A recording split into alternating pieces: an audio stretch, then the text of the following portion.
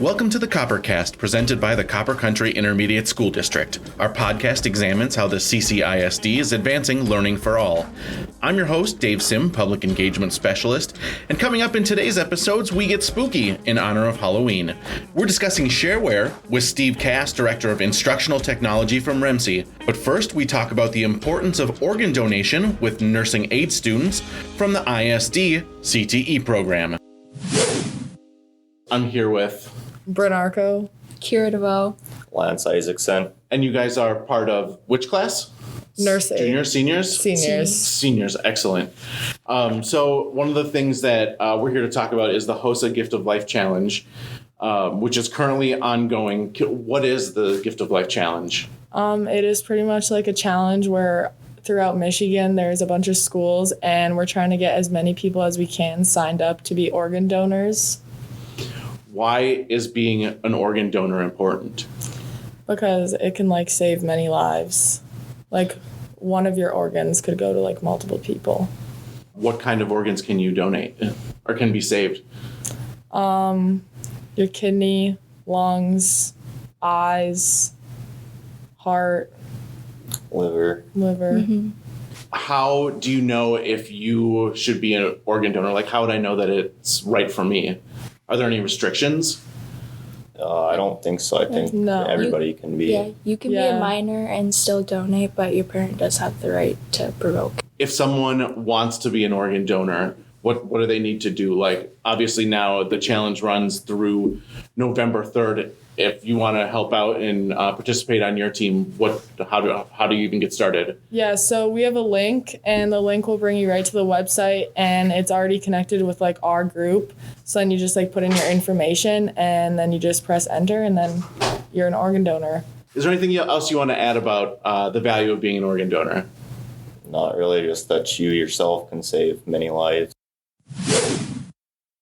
Before we talk scareware, a reminder that ISD staff are invited to participate in our annual costume contest on Tuesday, October 31st. Prizes will be awarded to the best individual and group costumes. For more information, contact Kelly DeStramp at extension 146. Also, a highlight that together with Houghton Portage Township Schools, the ISD will be hosting our first Parent Cafe on Tuesday, November 14th. Visit our website at copperisd.org to learn more and register. Keep a lookout for additional Parent Cafes coming to a location near you soon. Now, let's talk scareware.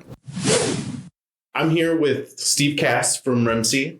Hi, Steve. Hey, Dave. How you doing? I'm excellent. So today, as you noted it, in honor of Halloween, we're talking scareware and how staff can be aware of what scareware looks like and how to protect themselves against it. So let's start kind of at the beginning. What is scareware? So I guess if we just kind of take a step back and look at cybersecurity in kind of a broader term, cybersecurity is basically safety in the cyber world. And when we start looking at threats or vulnerability, we can categorize them into four different categories. We have network vulnerabilities. We have vulnerabilities that target our operating systems, our computer directly, processes within an institution, and then human vulnerabilities. So scareware would fall under that human vulnerability component where the bad actors are focusing on people and trying to find ways to exploit them to get into those computer systems and either steal data or infect them to cripple their network or their infrastructure, or again just try to create monetary damage to that organization. So more or less taking advantage of our faults as people, I guess. Exactly. Humans are humans, right? We all make mistakes. So that's really what scareware kind of ties into. So scareware is something where you're on your computer. It could be a pop-up, like a malicious ad that pops up that says, hey, your computer's infected. You got to click this right now to remove the virus, or, your account has been compromised. And if you don't log in right now to your bank account using this link, all of your money's gone. So it's a way that these bad actors are trying to, prey on, again, those human vulnerabilities, instincts of, feeling afraid or that they need to act to address something. Most of the scareware, from what I understand, it basically kind of starts through email? Is that usually the main point of attack? It can. So again, it's things that could be done through phishing. So phishing is a type of social engineering, just like scareware is. So again, they get you to click on a link and it brings you over to a web page that might look like your bank's web page, and they could have a whole different message on there trying to again scare you into logging in or whatever. So it can be done that way. It can also be done through going to infected sites, going to a website that has infected code, and then all of a sudden this malicious pop-up now is coming up on your screen. That's giving you this warning that your computer system is infected, and run this virus removal tool right now, and they give you the link kind of thing. So it can be through infected software that you download, going to infected sites, and also clicking on those links from phishing attacks in your email. So what are some quick signs that you might be looking at something that's dangerous?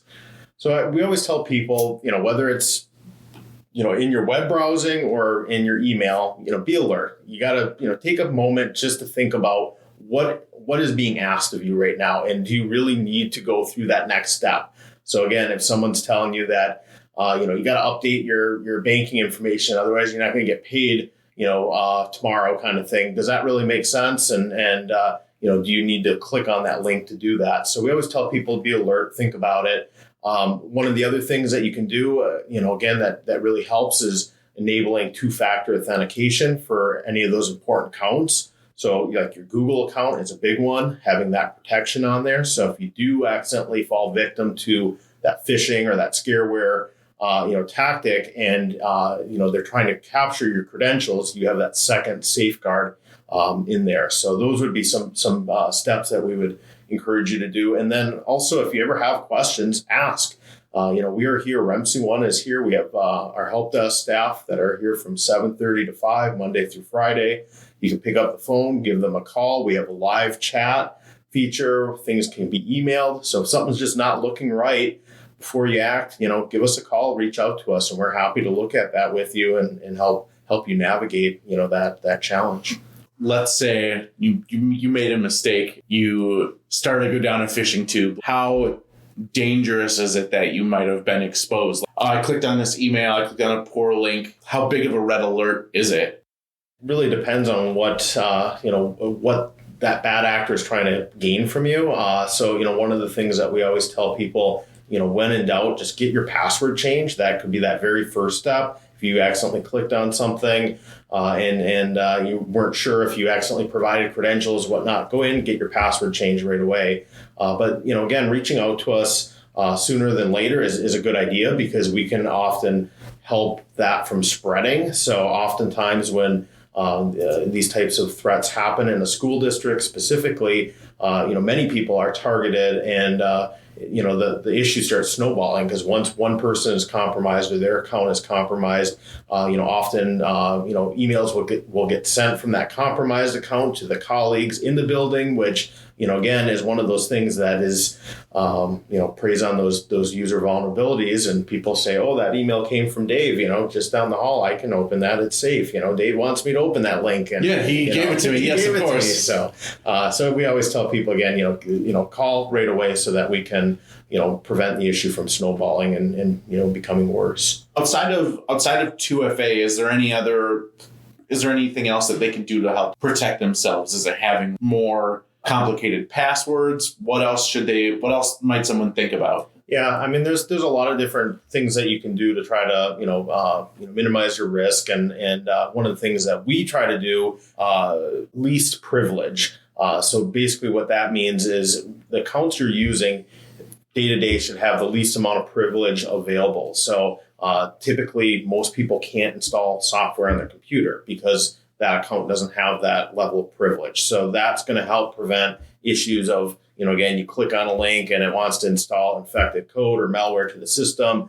You don't have the ability to do that. So, even like for your home computer, something that you completely own and manage, the account that you're using day to day shouldn't have that full administrative access to it, because again, we can accidentally click on those links and if that account will just install things, we just lost that safeguard. So Least privilege is a good technique. One of the other things too is using a password manager. That's a really nice, helpful tool. There's many different options out there. LastPass was a very commonly used one, and we used to use that here, but they had a few security issues in the past, so we've switched to a open source type called Bitwarden, and that's free to use. But there's several other options out there. And the nice thing about a password manager is that, first of all, you're able to use very long, complex passwords because you don't have to worry about remembering them. But also, it gives you the ability to go to your sites where those passwords are without having to type in the URL or following a link. So again, you don't have to worry about accidentally typing in the wrong name and ending up at a website that is, really a bad website that they're trying to prey on people that accidentally type in the wrong name of their bank or misspell it kind of thing. So that's a good safeguard. And then also, if you click on a link, that's bringing you to a bad website, but it appears to be a good website, that password manager is going to recognize that, and your credentials aren't going to be put in there. So again, it's a good habit to use that password manager because it's going to give you that extra safeguard of saying, hey, this really isn't Superior National's bank website that you're at right now. We don't recognize this. So, That's a great tip. So if someone is suspicious, I know that you mentioned REMC hours and everything. What are the fastest ways to get a hold of REMC services? So they can call, first of all. We have our phone number.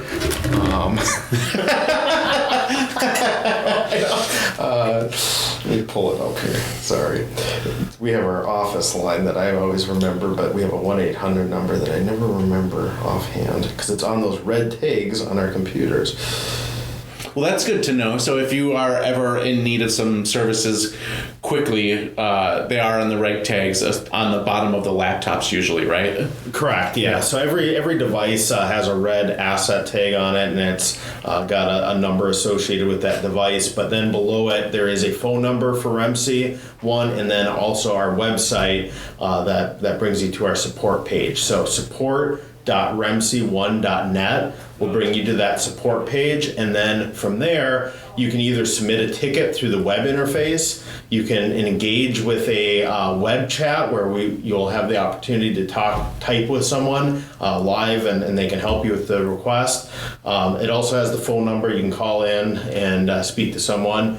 And then we also have an email address where you can forward things to and send that email over and ask us to look at it for you. So those would be some ways that you can get a hold of us.